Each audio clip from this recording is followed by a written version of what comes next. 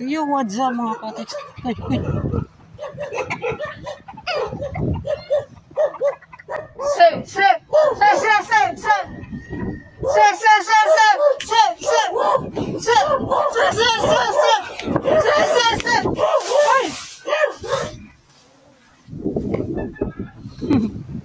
Gago. Inabol na tayo ng aso mga cottage. Oh.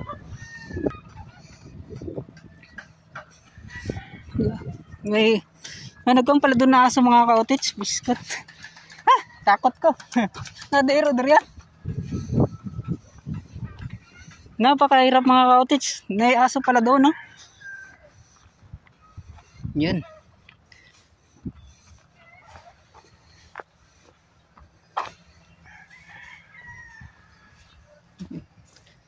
So, kinabahan ako doon mga cottage ah.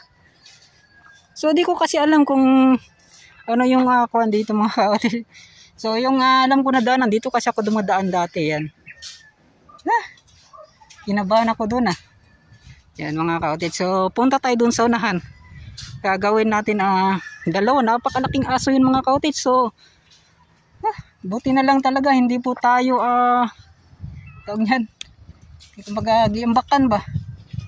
Yun. So, punta tayo dito sa unahan mga cottage. So, dito po tayo dadaan. Uhuy. Ganito kahirap kapag hindi po talaga alam yung daanan. Yan. Lalong-lalo kapag may mga nagbabantay talaga mga cottage. Yan. So, dapat talaga dito ako dumaan, no?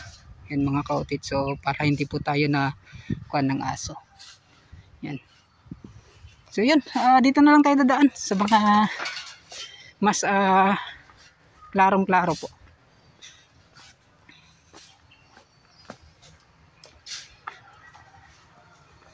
Sobrang delikado nun ah. Buti na lang talaga mga cottage ay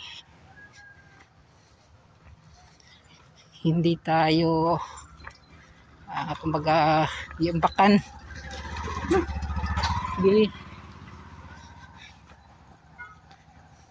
Gipaningot ko. Ano?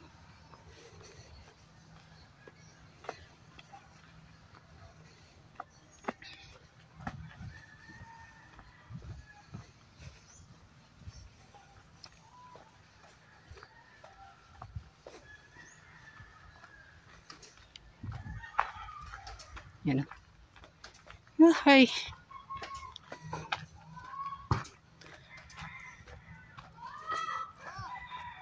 Uy. So, yun mga cottage. At andito na tayo. Yan sa ginagawang Davao River Bridge.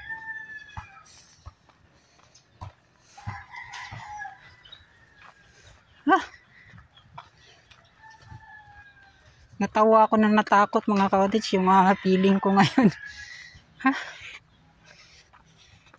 Hindi ko talaga alam yung itong nararamdaman natin na so yun mga cottage, kanila na palang tawag niyan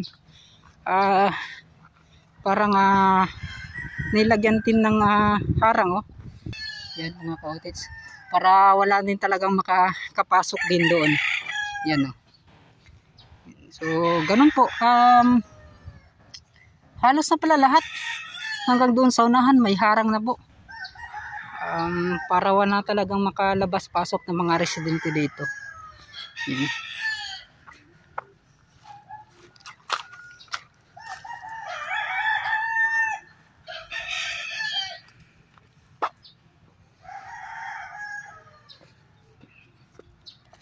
So, bago ang lahat mga cottage, mega shoutout pala sa lahat po ng mga solid supporters natin, solid viewers, solid subscribers. Yan, mega shoutout po sa inyong lahat. Yan. So, kahapon, pwede pa ka pang makapasok dito kasi yun nga po, hindi pa pinapatupad yung pinagbabawal na makapunta po dito. So, ngayon po mga cottage, effectively today, kita naman sa first part po ng aking pag-update, ay nakita po ninyo yung paglagay po nila ng yung malaking tawag niyon, yung iwan ko anong pangalan no, nakalimutan ko. Yun mga ka-outage, at yun po ay magbabantay na po yung coastal road monitoring. Sila na po yung bahala. So para po wala na makalabas-pasok ng mga motor, mga sasakyan na hindi po trabahante po itong ginagawang coastal road at itong ginagawang Davao River Bridge. So far dito naman banda mga ka-outage, yan, so makikita naman natin kung ano po yung meron sa loob. So at least nilagyan nila nito. So sana nga po ay hindi tayo pagbabawalan na ipasilip sa atin itong kanilang ginagawa. Yan. So napaka dami na pala. Yan kabundok na tawag niyan. Kabundok na mga lupa.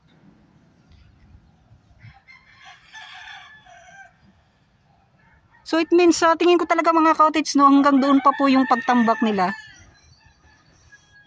Hanggang doon pa sa unahan. So hindi pa po ito yung final talaga niya, yung pababaan niya mga ka-outage, or dito po yung kanyang abutment. So sa tingin ko doon pa po yung abutment po nitong ginagawang Davao River Bridge. Yan o.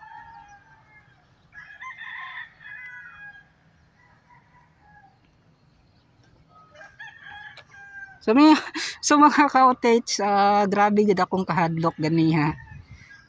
Sa katong iro nga nikalitlag sulpot. Nakita na nang ko siya mga ka-outage layo pa, nagakuan ko. Abi na ko dili mo aw-aw. So kato wala ta nagdahom. Mukalit lang. Pero at least safe man pud ta karon, wala pud tagi ambakan sa iro. Nga pertirba tong dagko murag dako paglawas kisa sa ako mga ka-outage. Duha pagid ka buok. So pasalamat ra pud ko og dako nga kita karon safe ta. So nindot pod mga ka-outage, makabasi makatuta dito sa tumoy sa unahan. Makita nato kung saan yung mga kwan. So na naman yung mga kwan dito, container van ba yung tawag niyan mga ka-outage.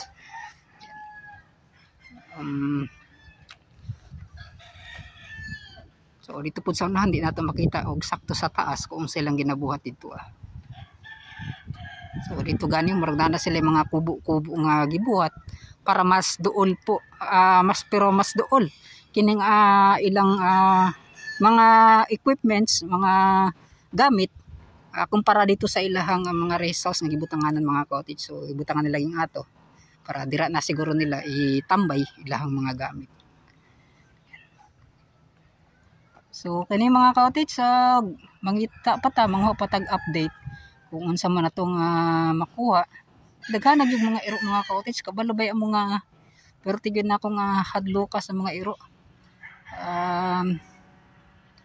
Di na to masabtan, labi nagmukha na gid muduol gid sila sa ato Yan mao na to ang mga pinaka number 1 nga hate kana nga duulon ta. Mga ka-outage, tatry nato nga mo to dito sa unahan. So basin natin makuha ang update. Yan. So abanti ta dito, let's go. So yun mga ka-outage, mabanti lang ta dito sa unahan. Video lang ko at least just in case yan takabalo. Daghang bayag mga alaga nila diri So at least mga kwanta naka-video ta. Yan.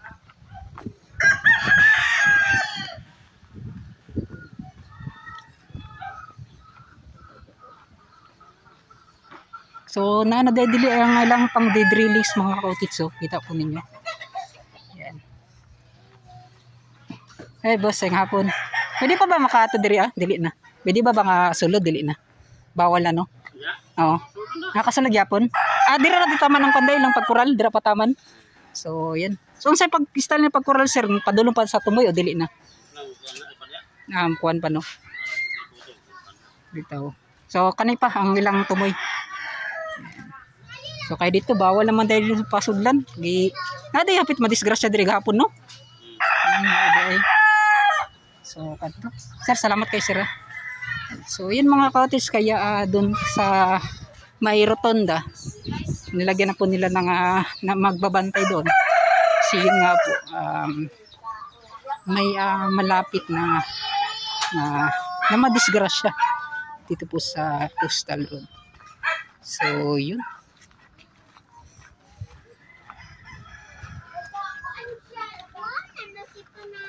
Dito, akala ko dito lang yung Coral mga cottage, no? Yung pag-pader nila. So hanggang doon pa pala sa unahan. Nakasirado rin siya tanan, boss? Padalong dito? Abre dito pwede ka makasulod. Na nagbantay. Oh.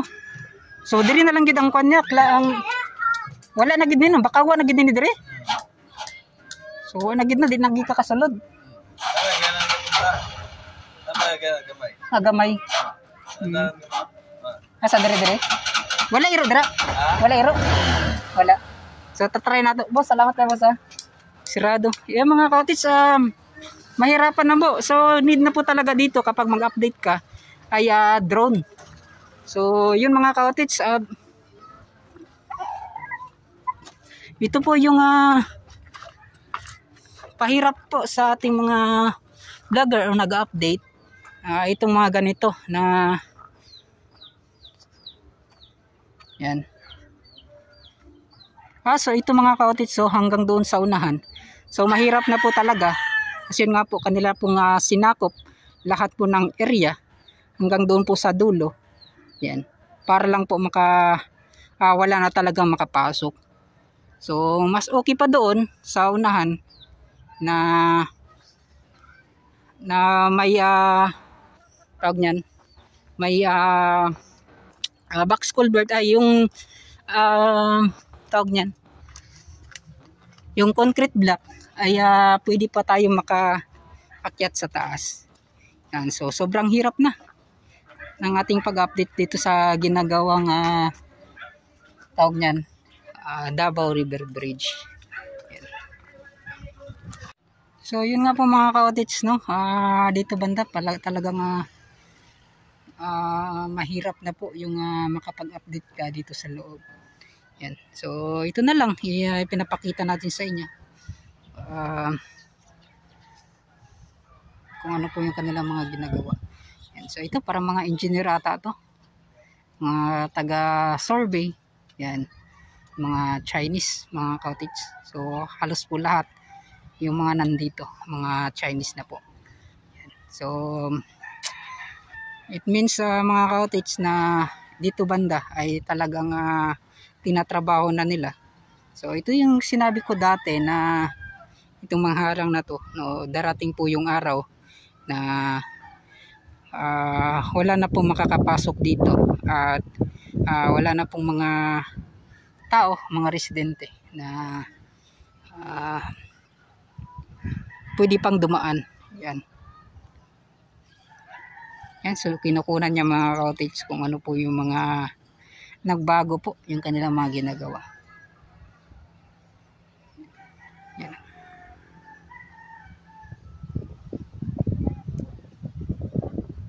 So sobrang laki po ng pinagbago sa ating pagbabalik po dito.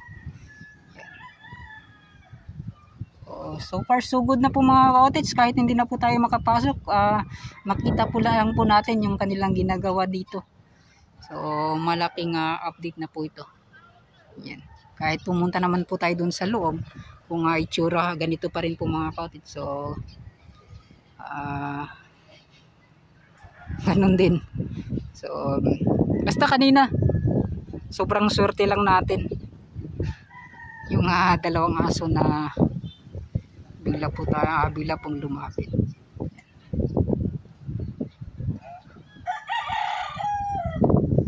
So yun, no, pumunta ako doon, tiningnan ko kung meron pa tayong pwedeng kahit makapasok man lang or mapasilip sa inyo. So wala. So diniskartihan na lang po natin mga cottage kung paano tayo makakapag-update ng maayos. So ito, yan, oh. So itong mga bato mga cottage na sa tingin ko, ito po yung ilalagay nila dito sa gilid. So ito po ay parang isang pagpapail na rin po itong mga bato na to. Yan, so pagpa-file nito, parang nakita ninyo sa pag-file po doon sa tawag niyan, sa may Talomo Matina bridge mga kaotit. So ganun po yung kanilang ginawa. So tinatambak po yung mga bato sa bawat ilid tapos ipa-file. So ganun. Sa tingin ko at tama tayo na itong kanilang paggawa po ng Davao River Bridge. So hindi po dito yung abutment niya, yung dulo.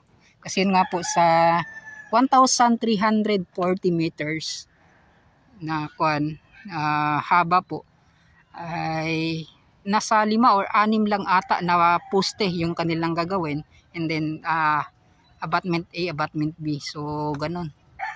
Kapag dito kasi yung abutment tapos 5 poste lang, so parang kulang po ng poste. So yun. So sa tingin ko doon pa po malapit sa dulo yung abutment, tapos dito tatambakan po ng lupa lahat. Yan. So maraming salamat at hanggang dito na lang. So at least nakakuha tayo ng update.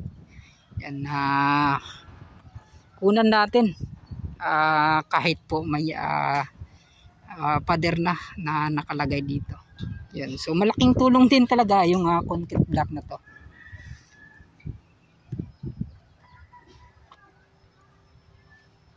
So this is good na ginawa nila. Maganda po yung ganito na may harang. So iwas talaga sa disgrasya kasi yun nga po mga ka-cottage, kahapon may malapit na madisgrasya dahil nga po sa itong mga tao labas pasok, tapos napakalaking truck, mga heavy equipments na dumadaan dito.